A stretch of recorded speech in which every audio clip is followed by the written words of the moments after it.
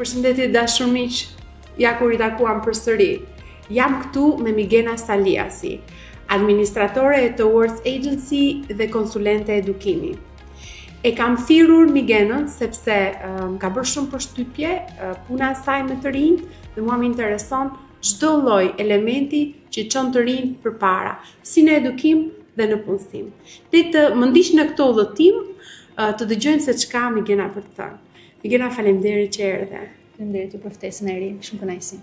Migena, unë do doja të dija si është të punosh me të rinjt. Do thoya që është shumë interesante, mua më pëlqen shumë si punë, është patjetër dhe sfiduese, sepse të rinjt shqiptar kanë goxha pritshmëri të larta, kanë ëndra të mëdha. Sigurisht që kur bëhet fjalë për të ardhmen e tyre, aq më tepër kanë shumë aspirata të larta. Megjithatë, është mos e kuptueshme sepse bëhet fjalë për një hap deciziv për jetën e tyre, pra pjesa e zgjedhjes së arsimit është vendim shumë i madh, kështu që do thoja interesante dhe sfiduese në të njëjtën kohë. Migen, unë kam takuar ty duke punuar me të rinjt, mes të një ekipi shumë të mirë që ke pasur në atë kohë. Dhe unë do doja të dija pak më shumë si e zgjodhe ti karrierën tënde. Në fakt, unë vi nga një formim si juriste, kam studiuar në Fakultetin e Drejtësisë në Tiranë, gjithashtu kam studiuar edhe marketing. Kam punuar për shumë vite në role menaxheriale dhe siç e përmende kam punuar goxha gjatë me të rinjt, një punë që më ka pëlqyer dhe vërtet e kam shijuar. Po sigurisht duke qenë në kontakt vazhdimisht me ta, mund të kuptosh nga afër se çfarë dëshirash kanë. Mbi të gjitha kur ke të bësh edhe me studentë shumë të mirë që në të njëjtën kohë dhe punonin, kështu që duke dëgjuar për dëshirat e tyre, pritshmëritë e tyre, lindi edhe kjo nisëm shumë e veçantë në 2018. Po. Ka qenë si një bashkëpunim imi me motrën time, e cila edhe për veten e saj ka zgjedhur arsimin dhe punësim jashtë Shqipërisë në Kanada në mënyrë më specifike. Po.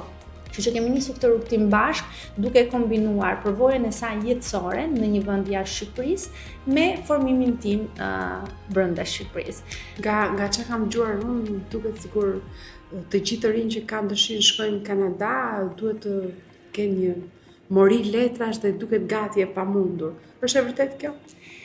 Kështu duket kur nuk ke ndihmën e nevojshme apo ke informacionin të kufizuar. Sigurisht që kur ti ke aleatët apo mbështetësit e duhur në këtë rrugtim, e gjitha bëhet shumë më e thjeshtë, edhe prandaj ne kemi dashur pikërisht të hyjmë në këtë hallk të dëshirave të të rinjve për t'i orientuar, për t'i ndihmuar, tamam që ky rrugtim mos të duket kaq i vështirë, sepse në vetvete zgjedhja e studimeve në një vend të huaj kaq larg si Kanadaja në mënyrë specifike është i vështirë. Kështu që për të lehtësuar të paktën procesin paraprogatitor, mundohemi t'ja u bëjmë sa më smooth, sa më të lehtë, sa më të thjeshtë. Si konsulente edukimi, çfarë bën në terma konkrete, Migena, kur dikush paraqitet në agjencinë tënde dhe kërkon informacion apo kërkon të di më shumë i gjithë procesi, si ndodh? Atëherë, së pari bëhet një vlerësim, pra i shkollës së arsimimit që studenti ka bërë në Shqipëri, patjetër duke diskutuar me të edhe për dëshirat që ai ka, orientimin që ai ka, pra çfarë degë do të zgjedhë, sigurisht duke orientuar jo vetëm për degën që ai dëshiron, por edhe për degët që tregu i punës në Kanada ka nevojë. Pra bëhet një vlerësim i përgjithshëm, bëhet pastaj një orientim, nëse do ishte më e përshtatshme të zgjidhte një kolegj apo universitet, sepse studentët shumë herë edhe nuk e kanë idenë e ndryshimit të një kolegji dhe një universiteti. Zgjedhet patjetër kolegji, universiteti, dega më adapt për ta dhe pastaj asistohen në gjithë procesin e përgatitjes për aplikimin në shkolla dhe në ambasadë. Unë kam një pyetje. Çfarë niveli studentësh duhet të paraqiten ose cili do të jetë niveli mesatarja e përgjithshme, niveli gjuhësor i studentëve që duan të shkojnë në Kanada? Pyetja është shumë e vënd, sepse patjetër disa mund edhe le të themi të kufizohen apo të mendojnë që kriteret janë shumë të vështira për t'u arritur, por në fakt kolegjet kanë kritere goxha të aksesueshme që do të thotë mesatarja në shumicën e degëve është goxha e arritshme dhe mbi të gjitha kolegjet ofrojnë dhe këtë mundësinë që nëse studenti nuk ka nivelin e anglishtes të duhur për të ndjekur një degë të caktuar, vetë kolegji jep mundësinë të bësh disa klasa anglisht, pra të bësh një punë përgatitore për të arritur nivelin e dëshiruar. Kështu që le të themi qoftë kolegji që ne bashkëpunojmë, po në përgjithësi kolegjit në Kanada e mundësojnë pjesën e një mesatare shumë të arritshme, shumica e degëve kërkon mesatare mbi 7, flas për gjimnazin, dhe nga ana tjetër, edhe nëse niveli i anglishtes nuk është i avancuar, pastaj problemin që të bësh klasë anglisht. Kështu që le të themi rrugtimi është shumë i thjeshtë për të siguruar të gjithëve mundësinë për të arsimuar në Kanada. Din të rinë shqiptar anglisht? Unë do thoja që din shumë mirë anglisht, pra sidomos një target grupi i studentëve që interesojnë pranësyrës tonë din anglisht shumë mirë. Sigurisht që niveli akademik, pra që nevojitet për studime, është pak më i lartë, por siç e thash, nuk duhet jetë në asnjë moment në mendjen e tyre një kufizim apo diçka që i frenon për të marrë këtë rrugtim, sepse ka alternativa zgjidhje.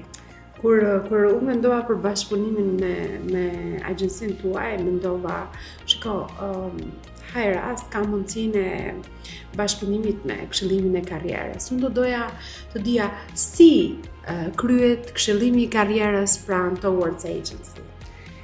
Në fakt, do doja të ndërthurja pjesën e dëshirës që studenti mund të ketë me atë që tregu i punës kërkon. Pra gjithmonë mundohemi të arrijmë një vit mesme mes tyre të dyjave. Sigurisht që një student mund të ketë shumë të qartë çfarë degësh ecin dhe kanë treg në Shqipëri, por patjetër ka nevojë për një orientim më të detajuar se çfarë kërkohet në Kanada. Nga ana tjetër, unë gjithmonë kungul që duhet që ky do jetë profesioni i jetës dhe do jetë një punë që ta bësh shumë gjatë, të jetë diçka që ka lidhje me prirjet e tua, me dëshirat e tua, me pasionet e tua, pra të monetizosh diçka që në mënyrë që të bësh punën që të pëlqen, nesër pas nesër apo të studiosh me dëshirë. Absolutisht. Dhe ta bësh mirë atë punë, sepse kur ti bën diçka që edhe ke një lloj prirje, patjetër që pastaj do japësh më të mirën, qoftë gjatë rrugësimit akademik, qoftë edhe në profesion. Kështu që këshillimi, po themi, i edukimit i karrierës ka lidhje më së shumti me këtë ndërthurjen e prirjeve të studentit, patjetër dhe rrugtimit që ai ka bërë në Shqipëri, pra çfarë ka studiuar në Shqipëri dhe çfarë tregon çfarë kërkon tregu i punës. Jam shumë dakord me ty. Në këto ture që ne kemi bërë në universitete për të informuar për mundësitë për karrierën e tyre, sidomos në punësim, jo rrallë na ka rastisur studentë të cilët janë duke studiuar një deg, por të donin të studiojnë diçka tjetër. Janë duke studiuar në deg, por mbase sudoli për shkak të formularit që plotësuan, për shkak të mesatares që plotësuan, dhe janë duke studiuar dhe herë kam pasur 2-3 raste që kanë qenë si të pashpresë dhe jam ndirë keq, me thënë drejtën. Ne kemi nevojë për këshillimin e karrierës në Shqipëri dhe kemi nevojë për orientues, qoftë në tregun vendas, qoftë në tregun e huaj, por njerëzit kanë nevojë për orientim. Të rinjt e meritojnë të jenë të orientuar dhe të zgjedhin mirë, mendoj. Jam shumë dakord Eri, edhe për të ndryshuar pak mentalitetin që dega që ti zgjedh për arsimimin tënd, jo gjithmonë duhet të jetë ajo që ndoshta prindit kanë pritshmëri për ty, apo le të themi dëshirat e tyre të reflektuara tek studentët e fëmijët e tyre. Arsimimi duhet të jetë një zgjedhje personale. Ndonjëherë këshillimi i karrierës mund të ketë të bëjë edhe hapjen e një dritare të tipit, pak të flas për shërbimin që ne ofrojmë, që jo detyrimisht duhet të jetë një deg që ka lidhje me ekonomikun, me IT-n, me teknologjinë, mund të jetë edhe një zanat, të paktën në kolegje me cilën ne bashkëpunojmë, ofrohet mundësia për të bërë kurse të cilat të japin një zanat që mund të jetë një mundësi shumë e mirë punësimi, goxha kurrikula më të lehtësuara, të lidhura shumë me praktikën. Po dhe me prirjet mund t'i vinë më natyrshëm studentit prirje për një zanat, se sa mund t'i vinë pase për botën akademike apo atë financiare. Jam shumë dakord. Kështu që prandaj punojmë pak dhe tek pjesa e mentalitetit, duke vlerësuar edhe studentin që kemi përballë, tamam për të ofruar ndoshta një dritare që ata më përpara nuk e kanë konsideruar as pak, por që mund të jetë vërtet gjëja e duhur për ta. Është vërtet. Unë do kthehem përsëri në një moment të dytë te elementi i procesit të të këshillimit e të gjithë procesit që Towards Agency krye, por tani kam ja dy pyetje që janë delikate, më interesojnë, jam vetë në biznes në këto momente dhe më intereson të pyes njerëz që janë në startup. Cilat janë sfidat? Si e përballon një biznes konsulencën e edukimit, një biznes si Towards Agency? Unë do thoja, nuk më ta konsideroj më veten startup, sepse siç e përmenda, ne operojmë që në 2018 në tregun shqiptar. Sigurisht që sfida më e madhe të paktën në industrinë në cilën unë operoj është treg i vogël, padyshim Shqipëria është një treg i vogël, padyshim, por nga ana tjetër dhe konkurrencë e lartë. Kështu që të dyja aspektet do thoya që janë konsiderohen si sfida, por nga ana tjetër, sigurisht që secili nga konkurrentët do punojë me pikat e veta të forta. Kështu që ne jemi fokusuar që pavarësisht këtyre sfidave të japim më të mirën te pikat tona të forta. Cilat janë pikat tuaja të forta, Miguel? Do konsideroja së pari më të rëndësishme një shërbim shumë të dedikuar, që do të thotë patjetër secili nga studentët që vjen në zyrën tonë është i dëgjuar, pra dëgohet historiku i tij, jeta e tij, ndonjëherë mund të duket pak klishe, por patjetër ti duhet njohësh tamam me kë ke të bësh dhe tamam hap pas hapi ndjekja e tij në çfarë do lloj pyetje, vështirësie, sfide që ka, duke i kushtuar të gjithë kohën e nevojshme. Pra, jo duke e përfshirë thjesht si një numër apo thjesht si një kandidat mes shumë të tjerëve. Nga ana tjetër profesionalizmi do thoja, dhe integriteti, sepse kur ti ke të bësh me studentë që duan të studiojnë jashtë Shqipërisë, nuk kemi të bëjmë vetëm me ta në fakt, kemi të bëjmë me familjen e tyre, me prindrit e tyre, sigurisht që një prind. Sa e vështirë është ti bësh ata të besojnë që kjo është e vërtet? A të ndihmojnë ty rastet e kaluara si provë? Padyshim. Sigurisht që takimi ballë për ballë dhe pasja një zyre fizike në Shqipëri ta lehtëson këtë mundësi, sepse një prind ka mundësinë të na kontaktojë, të na njohë nga afër, të kuptojnë në mënyrë shumë konkrete çfarë hapash do ndjekim dhe cilat janë dhe shanset e aprovimit, sepse jo gjithmonë mund të aprovohet studenti. Kështu që profesionalizmi dhe tamam transparenca që çfarë ofrojmë dhe çfarë jo, mendoj që është pikë tjetër e fortë. Do thoya rastet e suksesit e ri ndikojnë shumë për mirë, sepse sigurisht kjo është një lloj industrie që nëse ti ke pas një përvojë pozitive vet, padyshim do ta sugjerosh te një mike, te një miku jot, një i afërm, pra do thuash kam pasur ndihmë. Eksperjenca e klientit gjithmonë do të bëj diferencën. Padyshim. Dhe më së shumti do thoya që klientët tanë kanë ardhur të rekomanduar nga dikush që ka pasur një përvojë pozitive me ne, dhe për këtë jam shumë e kënaqur. Kjo është një marrëdhënie besimi dhe besnikërie e kaluar nga një klient besnik që të sjell një tjetër. Sepse në fund të ditës nuk është vetëm, po themi, rezultati final, pra arritja e objektivit, po edhe procesi si ka qenë, sepse patjetër nëse procesi ka qenë shumë smooth për studentin, ai ka qenë shumë relaksuar, shumë i kënaqur, edhe shumë me besim që është në duar të sigurta, patjetër që dhe procesi në vetvete ka qenë i kënaqshëm. Cilat do të jenë disa sfida? Po, patjetër që sfida kryesore që mund të hasim është dega, çfarë do zgjedhë studenti. Siç e përmenda pak më përpara, ajo është sfida kryesore, apo dhe shkolla që do zgjedhë, pra në cilën zonë. Në rastin e Kanadas, po flasim për një shtet shumë të madh, sigurisht që orientimi për provincat më të kërkuara apo dhe provincat ku mundësia e punësimit mbas studimeve është më e lartë është pika kryesore. Sfidë tjetër do thoya që është patjetër edhe pjesa e garancisë që një student duhet të ketë për të studiuar në Kanada. Pra mund të jetë pjesa ekonomike, që si ai do përballojë kostot e studimeve në Kanada, por dhe koston e jetesës që për të qenë realist është goxha e lartë në momentin që flasim. E vërtet.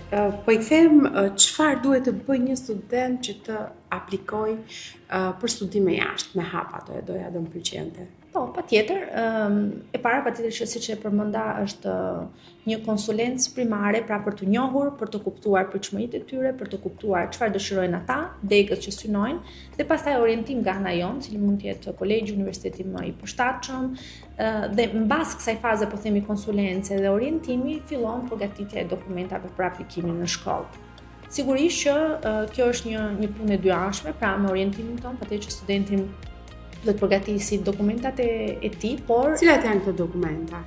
Kryesisht janë lista e notave dhe diplomës të gjimnazit, por edhe nëse kanë kryer bachelor apo master në Shqipëri, patjetër që na duhet diploma.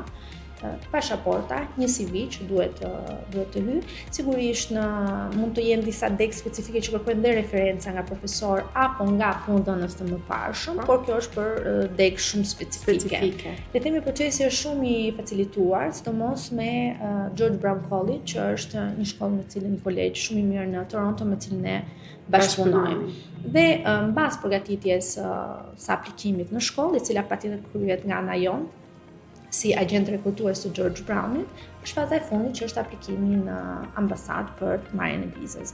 Sigurisht që gjatë këtij procesi studenti ndihmohet edhe për të konsideruar nëse përgjigjja do jetë pozitive, të gjejë një akomodim apo edhe të konsiderojë akomodim ka ofron shkolla? Patjetër, George Brown ka kampuset e tij, sigurisht që edhe në atë rast orientimi është i plot nga ana jonë, duke sugjeruar opsionet, mund të ketë student që duan opsione më ekonomike, të tjerë që duan opsione ndoshta më komode, në kuptimin e një dhome më vete, në vend se të ndajnë me studentë të tjerë. Pyetja ime është, me sa shtete je duke bashkëpunuar në këtë moment, Miguel? Eri në fakt bashkëpunimi kryesor është me Kanadan, siç e përmenda me George Brown College, por që nuk është një diçka kufizuese, që do të thotë nëse një student do zgjidhet në një kolegj apo universitet në Calgary, në Montreal, në Ottawa, pra patjetër që mund të asistojmë pas një problemi. Madje dua të ndalem që aktualisht fokusi i disa personave, sepse nuk janë student, mund të jenë familjarë të cilët ndoshta kanë kryer studimet e tyre akademike në Shqipëri, një cikël të plot, edhe janë punësuar dhe ndoshta duan të bëjnë një master ose një doktoraturë. Edhe në këtë rast mund t'i asistojmë, sepse është një mundësi shumë e mirë për dikë që do të tërheqë dhe familjen. Pra, kryerja një master ose një doktoraturë. Bëni një family application në këtë rast? Në këtë rast aplikojmë kryesisht për shkollën, por le të themi që orientimi është masteri dhe doktoratura mund t'i mundsojë edhe tërheqjen e familjes. Kështu që Kanadaja është fokusi kryesor, por jo vetëm, sepse tashmë po negociojmë qoftë me disa universitete në Amerikë, të cilat janë universitete të gjendura në shtetet ku më së shumti ka shqiptar, pra kryesisht në Michigan, Detroit, Florida edhe New York, edhe për të krijuar pak New Jersey, gjithashtu. Të konsiderojmë patjetër një sistem suporti duke pasur dhe të afërm apo shqiptar të tjerë. Së fundmi po konsiderojmë edhe negocimin për disa universitete publike në Austri, në Vjenë. Dua të them që le të themi kushtet apo kriteret për aksesimin e këtyre shkollave janë goxha të larta, por është shumë mirë sepse tamam filtron studentë shumë të mirë të cilët do studiojnë aty. Kemi një bashkëpunim me një agjenci tjetër e cila merret me pjesën e Gjermanisë, më së shumti për njohjen e viteve të punës dhe të diplomës të disa profesioneve të kualifikuara, kështu që i hyn më shumë te procedurat para emigrimit në Gjermani. Le të themi që fokusi është patjetër për të zgjeruar gamën e shteteve dhe shërbimeve që ofrojnë, për momentin janë të çfarë. Është vërtet. Unë doja të dija pak më shumë lidhur me pasi një student fillon studimet. A keni ju ndonjë program ndjekje si ka shkuar, si u shkoni edhe atje, si ka ecur shkolla, çfarë bën agjencia pas kësaj? Mundohem në fakt të ndjek ose të kemi follow-up, sidomos për studentët të cilët mund të kenë pasur shumë frikë apo pikpyetje apo pasiguri për këtë hap kaq të madh, sidomos në një vend kaq të larg siç është Kanadaja, kështu që mundohem të jem në kontakt të vazhdueshëm me ta. Po do thoja e bukur është që kanë qenë zakonisht ata në kontakt me mua, duke treguar provojën e tyre shumë pozitive, madje kanë dashur ta ndajnë edhe me persona që na ndjekin në rrjetet sociale dhe më kanë kërkuar a mund të bëjnë një historik të shkurtër të këtij rrugëtimi, tamam dhe për të na falendëruar. Dhe ka qenë pjesë shumë e bukur, sepse do thotë që synimi është arritur me sukses, ata janë të kënaqur dhe shumë frymëzuese edhe për persona të tjerë që duan të kenë të njëjtin rrugëtim apo të njëjtën përvojë. Çfarë mesazhi ke për të rinjt? Eri, unë do doja t'ju thoja që punojnë fort kudo që ata janë, pra edhe nëse zgjedhin të qëndrojnë në Shqipëri apo edhe nëse zgjedhin të studiojnë jashtë Shqipërisë, të japin më të mirën. Padyshim që kur ke ëndra të mëdha, duhet jesh nga mbrapa dhe një punë shumë e madhe, asgjë nuk arrihet lehtë, kudo që ti jesh, pra parimi është universal, do thoja. Po nga ana tjetër edhe të shijon jetën, është një periudhë jetës që nuk kthehet më, kështu që është periudha më e bukur tamam dhe për të eksperimentuar, për të njohur veten, për të ditur vërtet çfarë do të bësh me jetën tënde, jo vetëm çfarë duhet, por çfarë ata duan. Kështu që punoni fort, ndroni fort, po edhe kënaqeni, shihoni jetën. Faleminderit Migena, faleminderit për gjithë reflektim, e shijova shumë bisedën me ty. Të dashur miq, ishte shumë e këndshme biseda me Migenën. Unë ju kam premtuar që gjithmonë do t'ju sjell histori të jetuara dhe të vërteta. Ne do të shihemi në puntatën tonë të radhës dhe deri atëherë